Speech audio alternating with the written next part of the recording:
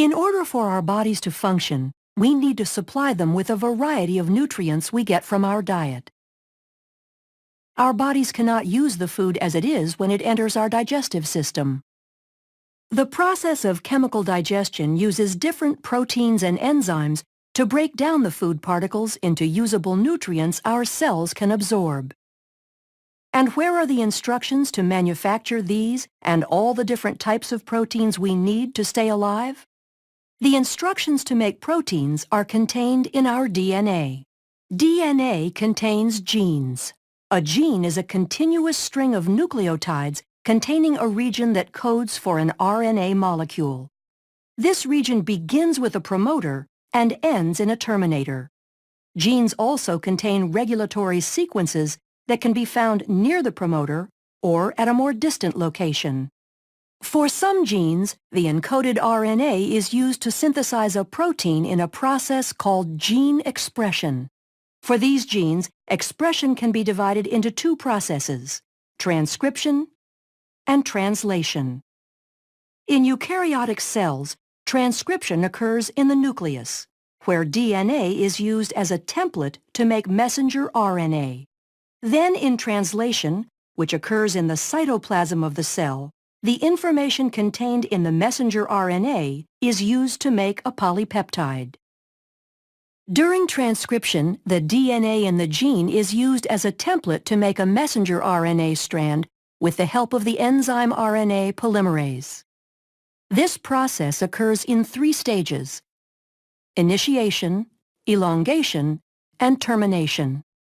During initiation, the promoter region of the gene functions as a recognition site for RNA polymerase to bind. This is where the majority of gene expression is controlled, by either permitting or blocking access to this site by the RNA polymerase. Binding causes the DNA double helix to unwind and open. Then during elongation, the RNA polymerase slides along the template DNA strand. As the complementary bases pair up, the RNA polymerase links nucleotides to the 3' end of the growing RNA molecule. Once the RNA polymerase reaches the terminator portion of the gene, the messenger RNA transcript is complete, and the RNA polymerase, the DNA strand, and the messenger RNA transcript dissociate from each other. The strand of messenger RNA that is made during transcription includes regions called exons that code for a protein, and non-coding sections called introns. In order for the messenger RNA to be used in translation, the non-coding introns need to be removed, and modifications such as a 5' cap and a 3' poly A tail are added. This process is called intron splicing and is performed by a complex made up of proteins and RNA called a spliceosome.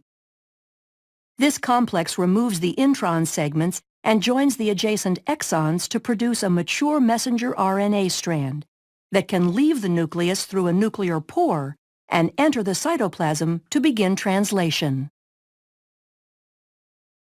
How is the information in the mature messenger RNA strand translated into a protein?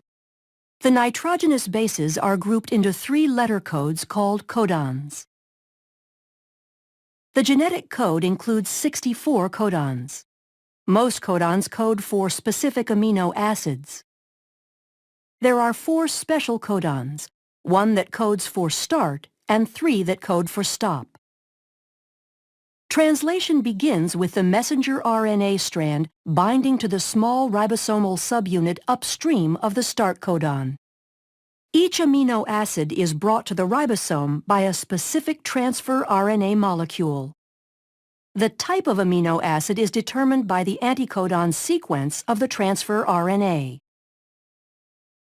Complementary base pairing occurs between the codon of the messenger RNA and the anticodon of the transfer RNA. After the initiator transfer RNA molecule binds to the start codon, the large ribosomal subunit binds to form the translation complex, and initiation is complete. In the large ribosomal subunit, there are three distinct regions called the E, P, and A sites.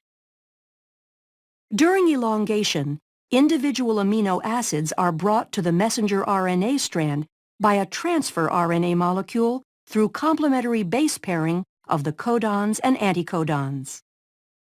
Each anticodon of a transfer RNA molecule corresponds to a particular amino acid. A charged transfer RNA molecule binds to the A site, and a peptide bond forms between its amino acid and the one attached to the transfer RNA molecule at the P site.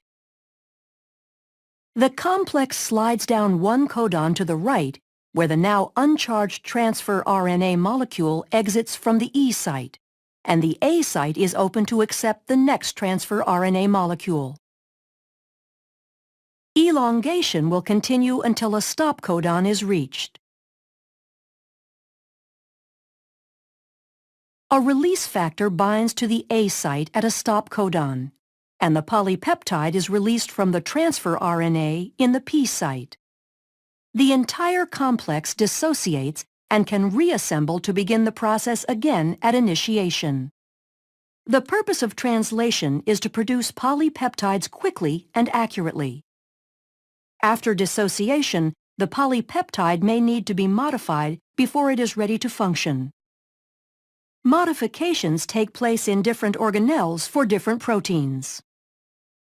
In order for a digestive enzyme to be secreted into the stomach or intestines, the polypeptide is translated into the endoplasmic reticulum, modified as it passes through the Golgi, then secreted using a vesicle through the plasma membrane of the cell into the lumen of the digestive tract. Proteins are needed for most physiological functions of the body to occur properly, such as breaking down food particles in digestion, and the processes of transcription and translation make the production of proteins possible.